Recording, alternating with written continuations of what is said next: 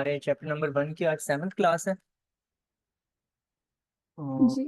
आज जो हमने डिस्कस करना है वो दो टर्म्स हैं, प्रिसीजन एंड एक्यूरेसी।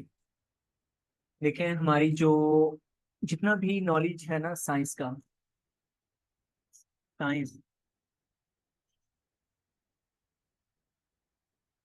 वो प्योरली लाई करता है मेजरमेंट्स पर। कोई भी साइंस की ब्रांच उठाकर देख लें, ठीक है, वो मेजरमेंट्स के ऊपर लाई कर रही होती हैं।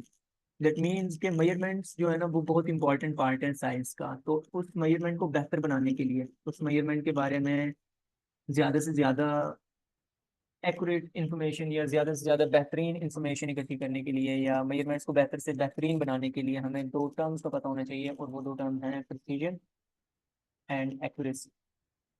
ठीक है।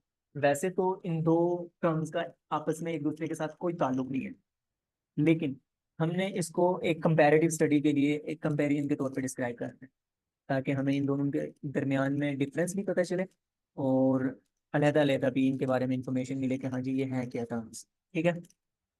जी। ओके। तो सबसे पहले हम देखते हैं प्रिसीजन को, कि प्रिसीजन क्या है। Precision of the measured values precision of the measured values describe how close the measured values are to each other। Precision जो है ना किसी भी मेजरमेंट के, मिसाल के तौर पे ना आप अपने पेन की लेंथ मेजर करते हैं किसी मीटर रॉड की मदद से, ठीक है, जी। और उस की 4-5 मरतबा रीडिंग लेते हैं। तो वो जो रीडिंग्स आती हैं 4-5, वो एक दूसरे के कितना करीब करीब है, उनका एक दूसरे के करीब होना उनकी प्रिसीजन को बताता है। तो आपको इस प्रिसीजन की डेफिनेशन क्लियर हो रही होगी कि जो मेजर्ड वैल्यूज हैं वो एक दूसरे के कितना करीब करीब हैं, उसका पता चलेगा हमें इस टर्म प्रिसीजन से। ठीक है। जी। इसी तरह एक्यूरेसी की अगर हम बात करें, तो वो जो एक्यूरेसी है, accuracy of a measured value describes how close the measured value is to the actual और स्टैंडर्ड वैल्यू। यहाँ पे और कि एक्चुअल या स्टैंडर्ड वैल्यू के वो मेजर्ड वैल्यू कितना करीब है। तो एक्यूरेसी और प्रिसीजन में फर्क पता चला। प्रिसीजन जो है वो मेजर्ड वैल्यूज का सारी एक ही चीज को कई मरतबा मेजर किया गया है और वो एक दूसरे के करीब करीब कितनी है, प्रिसीजन जो है वो उनके करीब होने को डिस्क्राइब करता है। जबकि जी। एक्यूरेसी की टर्म बताती है कि कोई भी मेजर्ड वैल्यू स्टैंडर्ड वैल्यू के कितना करीब है। मिसाल के तौर पे हमारे ग्रेविटेशनल एक्सीलरेशन की वैल्यू जो होती है ना वो 9.8 मीटर पर सेकंड स्क्वायर होती है ना। जी। लेकिन हम सिंपल पेंडुलम का इस्तेमाल करके 3-4 मरतबा इसकी रीडिंग लेते हैं, और एक मरतबा हमारी जो रीडिंग आती है वो 9.7 आ जाती है मीटर पर सेकंड स्क्वायर। ठीक है। और एक मरतबा आती है 9.6, नेक्स्ट टाइम जो आती है वो 9.8 आ जाती है। तो अब इन तीनों में से एक्यूरेट मेजरमेंट कौन सी है? एक्यूरेट मेजरमेंट वो है जो स्टैंडर्ड वैल्यू यानी कि एक्चुअल वैल्यू के नजदीक है, वो है 9.8, है ना। जी। तो ये सबसे ज्यादा एक्यूरेट मेजरमेंट हो। तो एक्यूरेसी बताती है कि कोई भी मेजर्ड वैल्यू स्टैंडर्ड वैल्यू यानी कि एक्चुअल वैल्यू के कितना करीब है। सही हो गया। जी। उसके बाद जो प्रिसीजन होता है ना, वो एसोसिएट करता है लीस्ट काउंट के साथ किसी भी मेजरिंग इंस्ट्रूमेंट के। It is associated with the least count of measuring instruments, के किसी भी मेजरिंग इंस्ट्रूमेंट का लीस्ट काउंट जितना स्मॉलर होगा। मिसाल के तौर पे आपको पता है कि हमारे मीटर रॉड का जो लीस्ट काउंट होता है वो 1 मिलीमीटर होता है। सही है। जी। जबकि वर्नियर कैलिपर्स का लीस्ट काउंट 0.1 मिलीमीटर होता है, और स्क्रू गॉज का लीस्ट काउंट 0.01 मिलीमीटर होता है। तो इन तीनों में से सबसे ज्यादा प्रिसाइज इंस्ट्रूमेंट कौन सा है जिसका लीस्ट काउंट सबसे कम है, यानी कि स्क्रू गॉज। समझ रही है बात। जी। जी। जी। तो प्रिसीजन जो है ना वो लीस्ट काउंट से एसोसिएट करता है। लीस्ट काउंट हमें बताता है कि किसी भी मैयर उस इंस्ट्रूमेंट से ली गई मैयर वैल्यू कितनी प्रिसाइज होगी। जबकि हमारे पास जो एक्यूरेसी है, it is associated with the percentage और फ्रैक्शनल अनसर्टेनिटी। अब अनसर्टेनिटी क्या होता है या परसेंटेज अनसर्टेनिटी क्या होता है, वो हम नेक्स्ट टॉपिक में देखेंगे। अभी इसको एज अ पॉइंट समझ लें आपके, जिस तरह हमारा लीस्ट काउंट एसोसिएट करता है प्रिसीजन को, इसी तरह परसेंटेज या फ्रैक्शनल अनसर्टेनिटी एसोसिएट करता है एक्यूरेसी को। मीन हमें जिस तरह लीस्ट काउंट को देखकर प्रिसीजन का पता चलता है, इसी तरह परसेंटेज अनसर्टेनिटी को देखकर एक्यूरेसी का पता चलेगा। सही है। जी next, smaller the least count greater will be the precision. अभी मैंने एग्जांपल दिया आपको कि कम लीस्ट काउंट रखने वाला इंस्ट्रूमेंट ज्यादा प्रिसाइज मेजरमेंट कर रहा होता है। ठीक है। जी इसी तरह स्मॉलर द फ्रैक्शनल और percentage uncertainty greater will be the accuracy. अब हमने ये ऊपर वाली टर्म में ये तो बता दिया कि जो एक्यूरेसी है वो एसोसिएट करती है परसेंटेज या फ्रैक्शनल अनसर्टेनिटी से। तो ये परसेंटेज या फ्रैक्शनल अनसर्टेनिटी से एसोसिएट तो करती है कि, लेकिन इनसे हमें पता कैसे चलेगा कि ये ज्यादा एक्यूरेट है या कम एक्यूरेट है। तो ये हमने नेक्स्ट टर्म में बताया, नेक्स्ट पॉइंट में बताया है कि अगर हम फ्रैक्शनल या परसेंटेज अनसर्टेनिटी कम है किसी भी मेजर्ड वैल्यू की, तो उसकी एक्यूरेसी जो होगी वो ज्यादा होगी। ठीक है। जी मिसाल के तौर पे एक मरतबा हम लेंथ मेजर करते हैं अपने पेन की, और उसमें जो परसेंटेज अनसर्टेनिटी आती है ना वो आती है 2%। दूसरी मरतबा हम किसी रॉड की लेंथ मेजर करते हैं और उसमें परसेंटेज अनसर्टेनिटी आ जाती है 1.6%। तो रॉड की परसेंटेज अनसर्टेनिटी कम होने की वजह से उसकी एक्यूरेसी ज्यादा होगी। ठीक है। जी ठीक वैसे है। परसेंटेज अनसर्टेनिटी क्या है वो अभी नेक्स्ट टॉपिक में हमें पता चल जाएगा।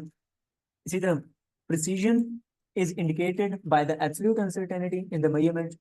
जो किसी मेजरमेंट को जब हम लिखते हैं ना, तो उसको एब्सोल्यूट अनसर्टेनिटी की मदद से रिप्रेजेंट किया जाता है। देखो मैं आपके लिए एक जर्नली कोई रीडिंग लिखता हूँ। हमने कोई भी एक वैल्यू मेजर की एक्स, उसकी वैल्यू आ रही है 12.6 सेंटीमीटर। तो ये तो उसकी रीडिंग है। अब यहाँ पर ना हम लिखते हैं ±0.1 सेंटीमीटर। तो ये +-1 करके जो हमने टर्म लिखी है ना, इसको कहते हैं हम एब्सोल्यूट अनसर्टेनिटी। यही एब्सोल्यूट अनसर्टेनिटी बताती है प्रिसीजन को। ठीक है। जी मीन्स अगर हमें कोई इस तरह से रीडिंग लिखी हुई मिल जाए, तो हमें कैसे पता चलेगा कि उसकी प्रिसीजन कितनी है। तो वो जो एब्सोल्यूट अनसर्टेनिटी की फॉर्म में यहाँ पे रीडिंग लिखी हुई है, वो असल में उसकी प्रिसीजन भी होगी। ठीक हो गया। जी इसी तरह एक्यूरेसी को इंडिकेट किया जाता है फ्रैक्शनल और परसेंटेज अनसर्टेनिटी से। बाज औकात क्या होता है कि इस प्लस माइनस करके ये फ्रैक्शनल अनसर्टेनिटी नहीं लिखी हुई होती, यहाँ पे 2% या 3% लिखा हुआ होता है। ठीक है। जी तो वो जो 2% या 3% है वो अब एब्सोल्यूट अनसर्टेनिटी नहीं है, बल्कि वो परसेंटेज या फ्रैक्शनल अनसर्टेनिटी को इंडिकेट कर रहे हैं। तो वो उस रीडिंग के अंदर एक्यूरेसी कितनी है उसको देखने के लिए हम उसकी फ्रैक्शनल अनसर्टेनिटी को देखते हैं। सही है। जी अभी हम जब नेक्स्ट टॉपिक पढ़ेंगे ना, तो कुछ बातें जो अभी क्लियर नहीं हो रही होंगी आपके जहन में, जैसा कि फ्रैक्शनल अनसर्टेनिटी क्या है, एब्सोल्यूट अनसर्टेनिटी क्या है, ये क्लियर हो जाएंगे नेक्स्ट टॉपिक में। एक और चीज भी मैं आपको इसी से रिलेटेड एग्जांपल देना चाह रहा हूँ। हाँ जी। अब हम प्रिसीजन और एक्यूरेसी की एक एग्जांपल आपके सामने पेश कर रहे हैं। उसमें हम क्या करेंगे, हम एक वो शूटर है जो टारगेट को हिट करने की कोशिश कर रहा है, और वो 4 मरतबा टारगेट को हिट करता है। पहली मरतबा जब वो हिट करता है ना, तो कुछ इस तरह से उसके निशाने लगते हैं जाकर बुलजाय पर।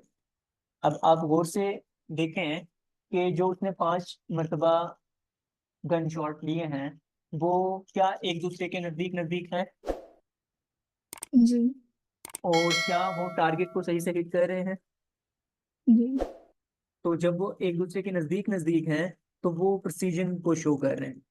ऐसा ही है। जी और जब वो टारगेट को हिट कर रहे हैं, तो वो एक्यूरेसी को शो कर रहे हैं। इसका मतलब यह है कि उस शूटर की जो शूटिंग एबिलिटी है वो प्रिसाइज भी है और एक्यूरेट भी है। तो हम कह सकते हैं कि ये जो टारगेट हिट हुए हुए हैं ये मोर प्रिसाइज और मोर एक्यूरेट है। इसमें प्रिसीजन भी पाई जाती है और एक्यूरेसी भी पाई जाती है। लेकिन दूसरी मरतबा जब वो हिट करता है, तो कुछ इस तरह से उसके टारगेट्स पे आके हिट करते हैं। इनके बारे में क्या कहेंगे आप? देखेंगे एक दूसरे को के तो बहुत नजदीक नजदीक हैं, लेकिन टारगेट से दूर है जी। ना? एक दूसरे के नजदीक नजदीक होना किस चीज को शो कर रहे हैं? प्रेसिजन। हाँ, प्रिसीजन को। तो इसका मतलब है कि ये टारगेट हिट हुए में इसकी प्रिसीजन तो ज्यादा है, मोर प्रिसाइज है ये, लेकिन इसकी एक्यूरेसी कम है, क्योंकि ये एक्चुअल यानी रियल वैल्यू के नजदीक नहीं है, ये एक्चुअल टारगेट के नजदीक नहीं है, इस वजह से ये लेस एक्यूरेट है। क्लियर? जी। ओके। इसके बारे में क्या कहना है? ये एक दूसरे के नजदीक नजदीक नहीं है, लेकिन टारगेट के नजदीक नजदीक है सारे। तो एक दूसरे जी। के नजदीक नजदीक ना होना किस चीज को रिप्रेजेंट करेगा? Not precise. हाँ जी, कि ये लेस प्रिसाइज टारगेट्स है, एक किए हुए टारगेट्स है। और इसका कैसे पता चला? क्योंकि ये एक दूसरे के नजदीक नजदीक नहीं है, लेकिन ये चूंकि टारगेट के नजदीक नजदीक है, इस जैसे ये मोर एक्यूरेट है। हम्म। जी। इसी तरह एक और मरतबा जब टारगेट को हिट करने की कोशिश की, तो कुछ रिजल्ट्स किस तरह आए? यहाँ पर क्या है? क्या ये एक दूसरे के नजदीक नजदीक है? नहीं। तो क्या ये प्रिसाइज है? नहीं। तो इसकी प्रिसाइजन लेस है। क्या ये टारगेट के नजदीक है? नहीं। तो इसकी एक्यूरेसी क्या है? लेस। लेस एक्यूरेट है। तो मेरे ख्याल में प्रिसाइजन और एक्यूरेसी के दरमियान में आपको डिफरेंस पता चल रहा होगा कि ये जो टारगेट है ये लेस एक्यूरेट लेस प्रिसाइज है। नेक्स्ट जो हमारा टॉपिक है वो है अनसर्टेनिटीज। अनसर्टेनिटीज को समझने से पहले आपने नाइन्थ क्लास में एरर्स का कॉन्सेप्ट पढ़ा होगा। एरर गलती को कहते हैं, है ना? जी। तो हम किसी एक चीज की मेजरमेंट करें, जिस तरह अभी मैं मोबाइल फोन की एग्जांपल ले रहा था कि उसका मैच 250 है, और हम उसकी मेजरमेंट करते हैं और वो आंसर आ जाता है 251 ग्राम। तो एक्चुअल वैल्यू और ये मेजर्ड या ऑब्जर्व वैल्यू में एक डिफरेंस पाया जा रहा है। वो जो डिफरेंस होगा वो इस मेजरमेंट का एरर होगा। ठीक है? जी। तो the difference between actual value and observe value या मेजर्ड वैल्यू, उसको हम एरर कहते हैं। यही डेफिनेशन लिखी थी हमने। The difference between the true value को एक्चुअल वैल्यू भी कहते हैं, एंड ऑब्जर्व वैल्यू को मेजर्ड वैल्यू भी कहते हैं, इस कॉल्ड एन एरर।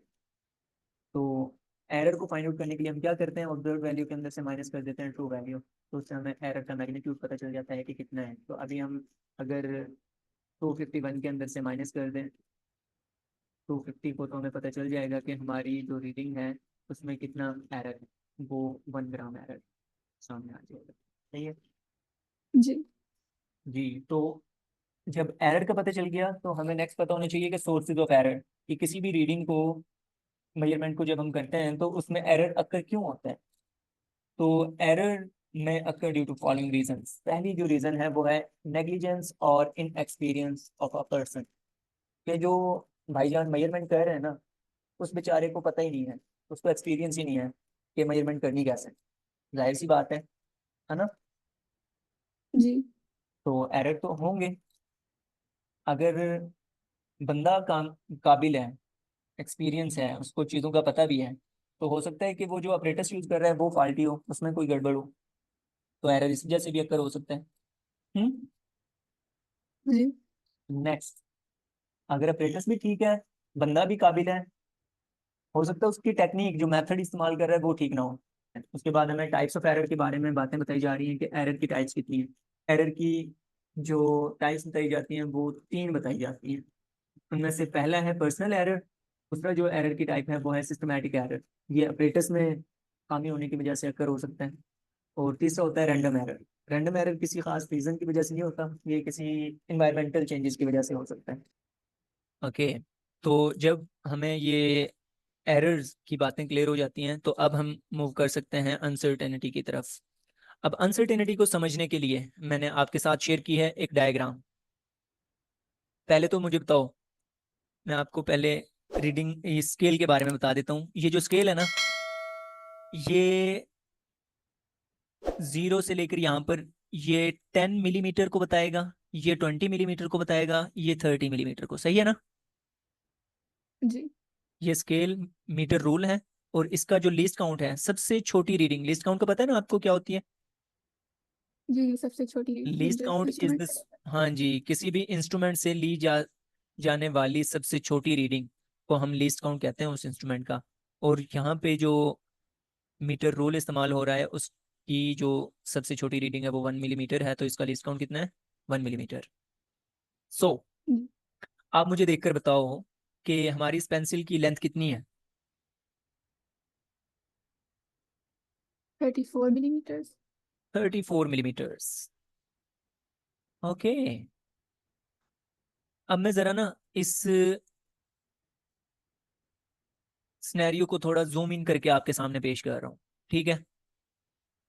जी ये जो लाइन मैं बना रहा हूँ, आप इसको अज्यूम करें ये 33 वाली लाइन है, 33 मिलीमीटर वाली। ठीक है? समझ में आ रही है ना बात? ये वाली लाइन है जी ये। जी और ये जो लाइन बना रहा हूँ, ये है 35 मिलीमीटर वाली लाइन। और इनके बिल्कुल मिड में जो लाइन है वो है 34 मिलीमीटर वाली लाइन। अभी आपने कहा कि इस पेंसिल की जो लेंथ है ना, वो 34 मिलीमीटर है। सही है? और आप यहाँ से जी बिल्कुल एक्यूरेटली ऑब्जर्व कर पा रही हैं कि ये इसकी जो पेंसिल की निब है या नोक है, यहाँ पर भी वो नजर आ रहा है, वो बिल्कुल 34 पर है। सही है? इस वजह से आपने एग्जैक्टली कह दिया कि हाँ जी, इसकी जो लेंथ है ना वो 34 मिलीमीटर है। ऐसा ही है? जी लेकिन अगर मैं आपसे पूछूं कि अगर उस पेंसिल की जो नोक थी या सिक्का था या जो भी उसका वो था, वो 34 से थोड़ा पीछे रहता यहाँ पे, तो उसकी रीडिंग कितनी होती?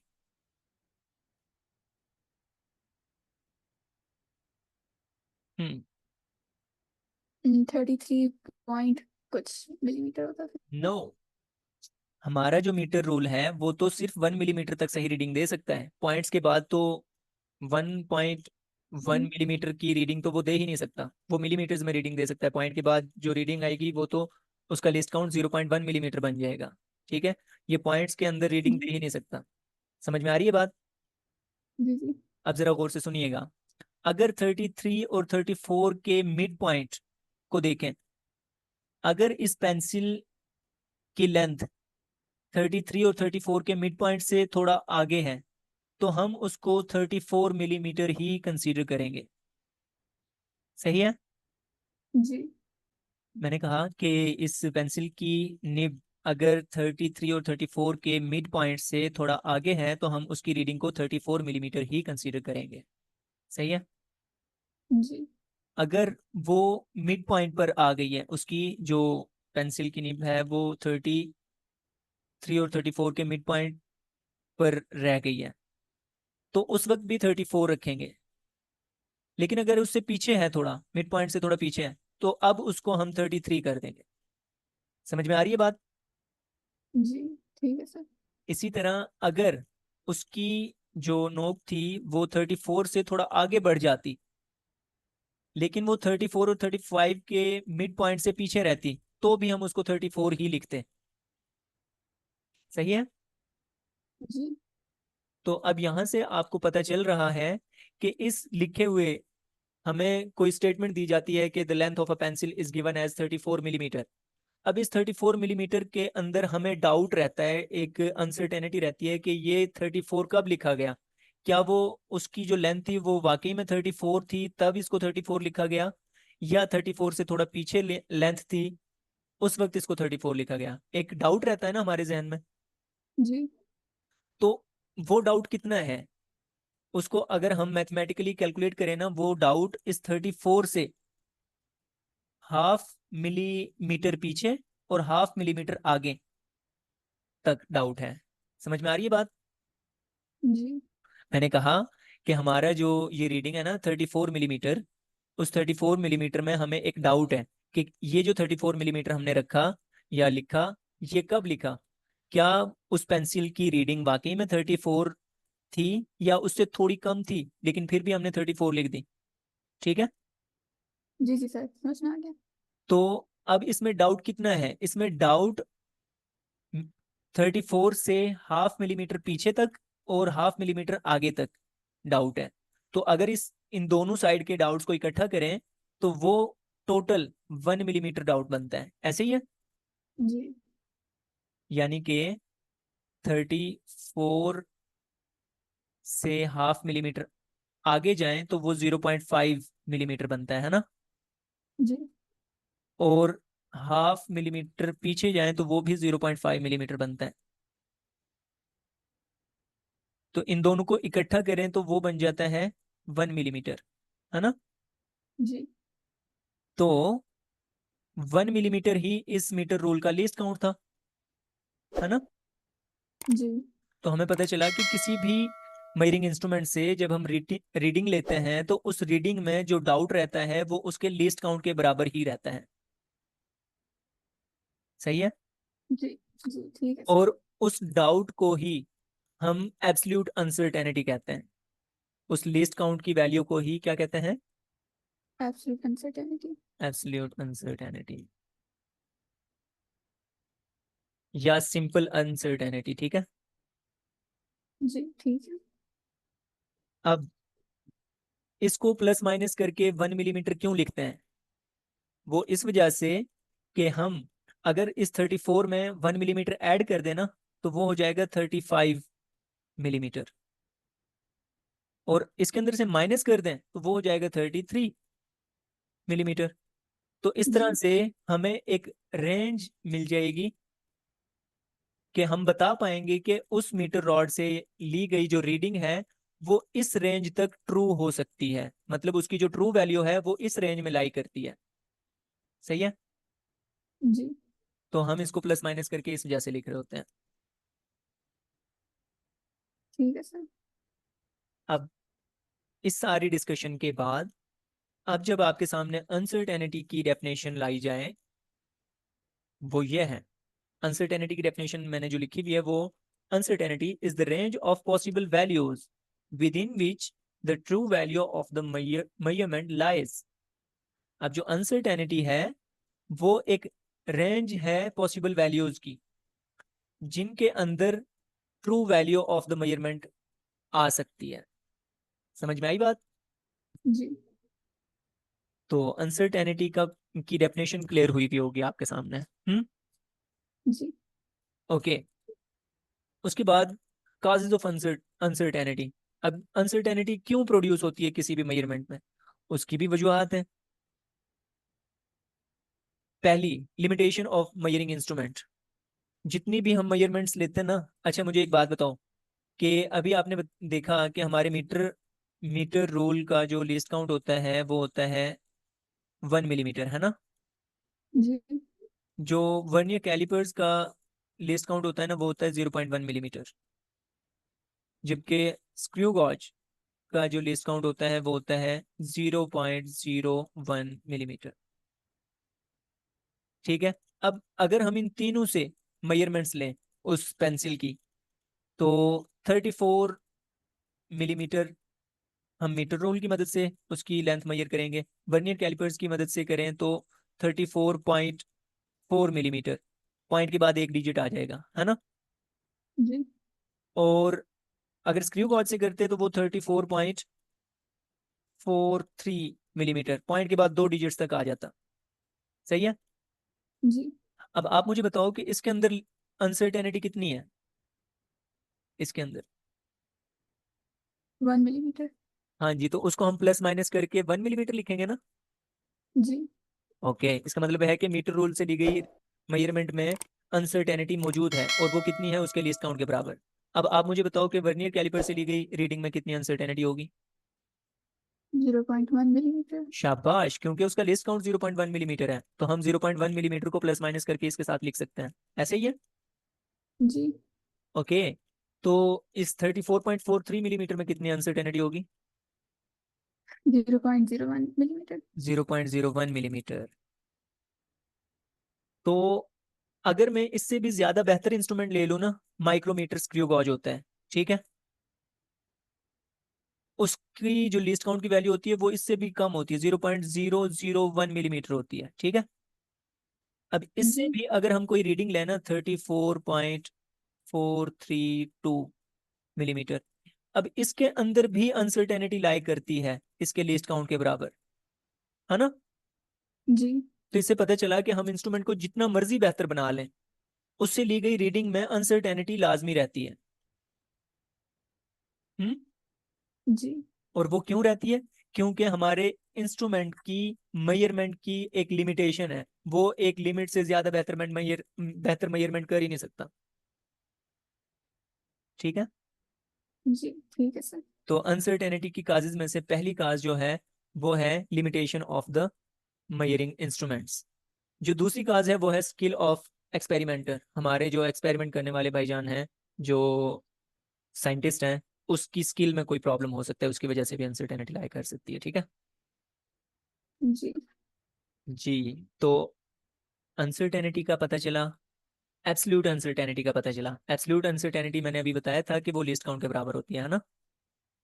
जी जी। तो अब हम नेक्स्ट चल रहे हैं, वो है एब्सोल्यूट अनसर्टेनिटी। एब्सोल्यूट अनसर्टेनिटी का आपको पता चल चुका है कि it is equal to the least count of measuring instrument and it gives the precision of measurement. हमने प्रिसीजन और एक्यूरेसी वाले टॉपिक में देखा था कि प्रिसीजन जो था वो इंडिकेट होता था एब्सोल्यूट अनसर्टेनिटी की मदद से। हम्म।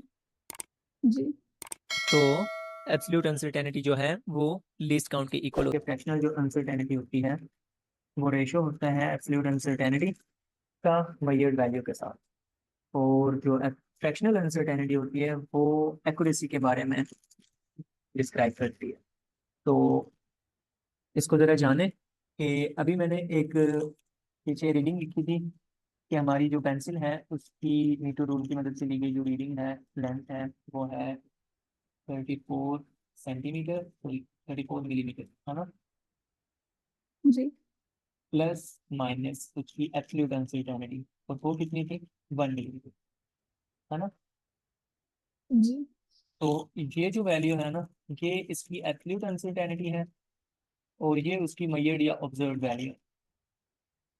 तो अगर हमें फ्रैक्शनल अनसर्टेनिटी चाहिए, फ्रैक्शनल अनसर्टेनिटी, तो हमें क्या करना होगा, हमें एब्सोल्यूट अनसर्टेनिटी को डिवाइड करना होगा मेजर्ड वैल्यू से, यानी कि 1 मिलीमीटर को डिवाइड करना होगा 34 से।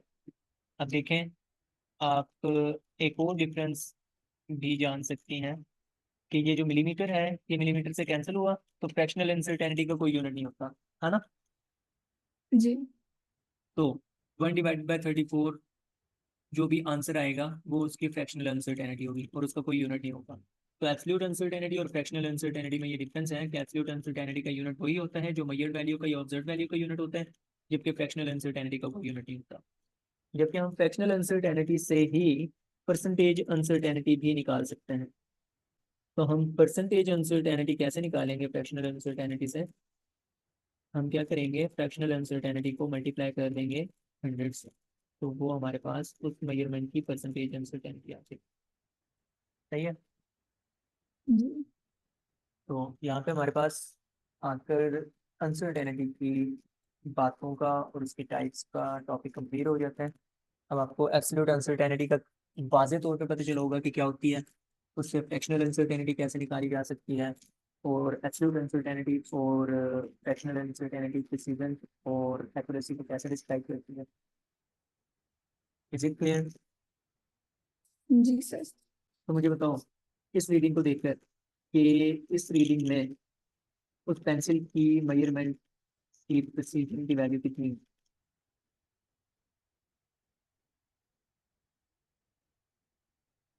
33 मिलीमीटर, 34 मिलीमीटर और 35 मिलीमीटर। नहीं मेरा बच्चा, ये लीस्ट काउंट जो है ना वो उसकी प्रिसीजन की वैल्यू, ठीक है। ओ जी जी जी क्योंकि जो हमारा लिस्ट काउंट होता है वो एब्सोल्यूट अनसर्टेनिटी होती है, और एब्सोल्यूट अनसर्टेनिटी प्रिसीजन को डिस्क्राइब करती है।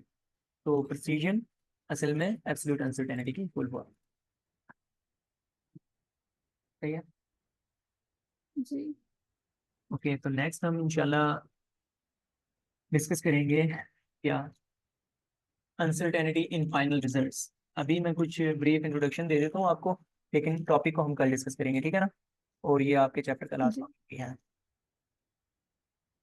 तो फाइनल रिजल्ट्स, जब मैं बोलता हूँ फाइनल रिजल्ट्स, तो इस फाइनल रिजल्ट्स से क्या बात जहन में आती है। हम मैथमेटिक्स में फाइनल रिजल्ट्स फाइंड आउट करने के लिए कौन कौन से ऑपरेशंस अप्लाई कर सकते एडिशन सब्ट्रैक्शन मल्टीप्लिकेशन डिवीजन वगैरह। हैं। एग्जैक्टली, हम दो चीज़ों को मल्टीप्लाई करते हैं, दो चीज़ों को ऐड करते हैं, सब्ट्रैक्ट करते हैं, डिवाइड करते हैं, या उनकी पावर लेते हैं, है ना, जी या उनका एवरेज भी निकालते हैं। जी जी। तो उस देखें, डायरेक्ट ली गई मेजरमेंट में एब्सोल्यूट अनसर्टेनिटी और फ्रैक्शनल अनसर्टेनिटी को तो फाइंड आउट करना बिल्कुल आसान है ना। हमें डायरेक्ट एब्सोल्यूट अनसर्टेनिटी का लीस्ट काउंट से पता चल जाता है मेजरिंग इंस्ट्रूमेंट के, और एब्सोल्यूट अनसर्टेनिटी को मेजर्ड वैल्यू को डिवाइड करके फ्रैक्शनल अनसर्टेनिटी का पता चल जाता है। लेकिन अगर हम दो नंबर्स को ऐड करें या सब्ट्रैक्ट करें और उसके बाद जो रिजल्ट आए, उस रिजल्ट में कितनी परसेंटेज अनसर्टेनिटी होगी, एब्सोल्यूट अनसर्टेनिटी होगी, ये कैसे पता चलेगा। तो ये हमने नेक्स्ट टॉपिक में डिस्कस करना है, ठीक है। जी दूसरा, हम जब मल्टीप्लाई करते हैं या डिवाइड करते हैं, तो जो रिजल्ट्स आते हैं उन रिजल्ट्स में फ्रैक्शनल और परसेंटेज अनसर्टेनिटी कितनी होगी, उसको भी देखेंगे। थर्ड, अगर हम पावर फैक्टर अप्लाई करते हैं, हम बाद पावर भी अप्लाई कर रहे होते हैं ना, एक्स की पावर 3, है ना, जी एक्स की जी पावर। जी तो पावर लेकर अगर कोई फाइनल रिजल्ट निकाला जाए, तो उस पावर लेने के बाद जो फाइनल रिजल्ट आएगा उसमें कितनी जो है अनसर्टेनिटी होगी।